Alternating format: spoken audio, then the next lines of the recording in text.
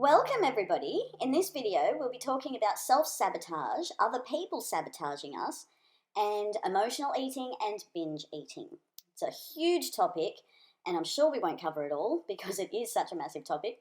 But before we get started, hit the subscribe button and like this video and even share it with people who you think might be interested. And this is the fourth video in our plant-based diet for weight loss series.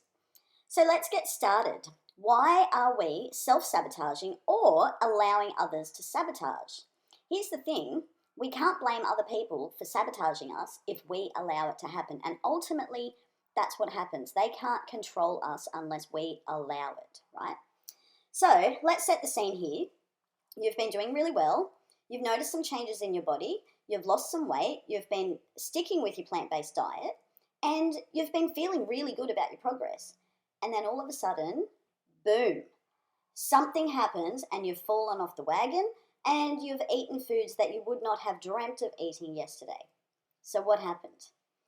Okay, let's go through some basics here, which we did cover in our motivation for weight loss video. I'll put the link at the top there if you'd like to watch that if you haven't seen it. But what you need to figure out is, were you too hungry? Is that why you fell off the wagon? Were you disorganized? Is that what happened? Was it that you didn't have food to eat or suitable food to eat? Did you not take food with you when you went out and then there was nothing there? You know, all of these basic things, because physiologically what will happen is if you are too hungry, you will end up falling off the wagon, binge eating, all of that sort of stuff. That's not really emotional eating. That's eating because you're hungry. And trust me, if you have dieted enough, it can cause a binge eating disorder. Starving yourself is a surefire way to binge eat. So just go through those things and figure out, does any of that relate to you in this situation? If not, we've got some more stuff to cover. So let's go into what might be your triggers. We need to figure out what your triggers are for self-sabotage. Now, the biggest thing that you need to understand here is how you're feeling. When you fall off the wagon, you need to look at the situation. So who were you with? What was the situation? And most importantly, how were you feeling? Because it's always a thought and a feeling that leads to action. And that's a big statement, but it's very true. It is always a thought and a feeling that leads us to act in a certain way. So you need to figure out what you were thinking, what you were feeling that ended up being the trigger. And if you can then figure out, is this a cycle? Does this occur often in your life? Is there a certain person that triggers these feelings and emotions in you? Is it a certain situation that triggers these feelings and emotions in you? If it is, then you can backtrack and you can see the cycle in hindsight and then sort of figure out what's going on within you, because it is a very personal thing. It's always about what's happening within you that is causing these issues. Okay, so we've talked about what triggers might be and becoming more aware of how you're feeling, right? Now, let's talk about the brain and how your brain is doing everything it can to protect you.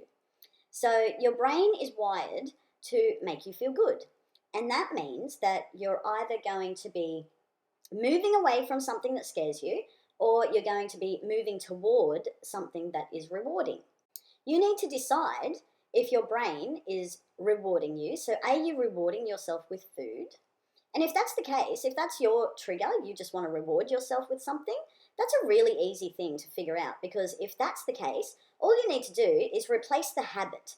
And habit is the word here, because when you're rewarding yourself with food, it's really just a habit that you need to replace. So you're literally rewiring your brain to reward yourself with something else. If you figure out that you're self-sabotaging because you're afraid, that is a whole other bowl of fish. And you need to figure out what it is that's scaring you.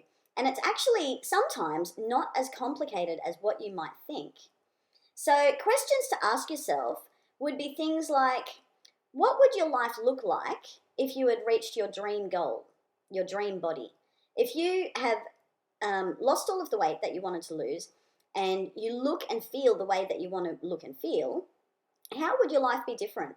Would you still be hanging around the same people? Would you be in a relationship, out of a relationship? Would you have the same job?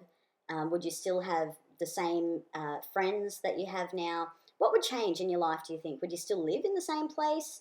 Losing weight is really a very big life-changing event, really, because the way that you look and the way that you present yourself to the world says so much about who you are, and that is what attracts certain people and situations to you. So, some people seem to get really scared about when these massive changes take place. Firstly, people are scared of change. But also, when these massive changes take place, so let's say you've lost 50 pounds or 100 pounds, say, you look totally different. You've changed as a result because now you have built certain skills and tools that you needed to lose the weight, and now you're taking those new skills and tools through your life as well. So now you might be able to get a better job. You've probably got more confidence, which means that you're going to be doing more things, right? So all of these things are different about you as a person as well. When you look at that situation, is that scary to you at all? Are you afraid of losing certain people that you're close to? Are you afraid that they might reject you because you change? Because that would be a reason to self-sabotage. That is a reason where your brain says, okay, we can't do this. And it's too scary to lose my relationship. It's too scary not to have my best friend in my life anymore. It's very scary to leave a job if you've been there for a very long time and all of a sudden the people at your work don't relate to you the way that they used to. That's all very scary stuff. So in those situations, it makes sense that your subconscious mind would have you acting out and falling off the wagon and self-sabotaging. Another thing to consider when it comes to self-sabotage is your self-worth. Self-worth and valuing yourself or your self-esteem, these things are all sort of rolled into one. So if you don't feel worthy of having the life that you want, that you dream for yourself subconsciously, if deep down you feel that you're not good enough, then that might be a reason for you to self-sabotage as well. So how do we figure out if we have self-loathing or self-worth or low value for ourselves? Well, the one way that I think is really easy to look at this is if you look around your life and you have people in your life that treat you poorly, that don't show respect for you or even abuse you, then that's a sure sign that you don't have enough self-worth. Because the reason I say this is because if you did have self-worth, if you had self-respect and you loved yourself on a deep level, and when I say love yourself, I'm talking about deeply caring for yourself, you would not allow other people to treat you badly. You would, in the very least, move away from those people and get them out of your zone. Because if you truly value yourself and you truly believe that you are worth more, then you will naturally gravitate to people that treat you like you're worth more. So that's another thing that you can do, is to look around and figure out if you feel that you're worthy of having the body that you want. And if you somehow come to the conclusion that, well, actually maybe I don't have enough value for myself, that could be the reason that you're self-sabotaging as well. Okay, so we've covered some of the reasons why you might be sabotaging yourself. But now I think it's important to also touch on why other people might be sabotaging you. So you know how we spoke about the brain naturally wants to either reward you or protect you?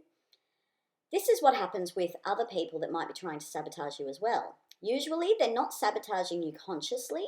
It's all very subconscious and they don't mean to do it. They're not bad people, obviously. Usually people that are sabotaging our weight loss efforts are those that are closest to us, so family members, a spouse, very close friends. And normally the reason people want to sabotage us is because it brings up some fear in them, and usually the fear is one of two things. One, I don't feel good about myself because you're doing so well. Or two, if you change this much, I might lose you and we won't have the relationship that we have anymore. Those two scenarios on a very deeply emotional level are terrifying. Think about how if you're around somebody and they are doing so very well and you have a low self-esteem, how that might affect you because you already have a low self-esteem. You're going to feel even worse about yourself being in the presence of somebody doing great things, especially if the two of you were on an even keel. That is really going to hurt somebody's feelings, right? So you can understand why subconsciously they might try and sabotage you. And then on the flip side, if you've got a spouse that all of a sudden starts to lose weight, looks great, starts to be more confident, is, really coming into their own, and you're sitting back thinking, oh, if this keeps going on, I'm not going to have a wife anymore, or I'm not going to have a husband anymore. So you can understand why people might be afraid and try and self-sabotage. So how can you deal with this? When you're dealing with somebody very close to you that is trying to sabotage you, you need to approach it in a way that is very calm. It's very difficult to do, but try not to get angry about it. Try to have understanding and compassion for what they're going through as well. And definitely don't take it personally.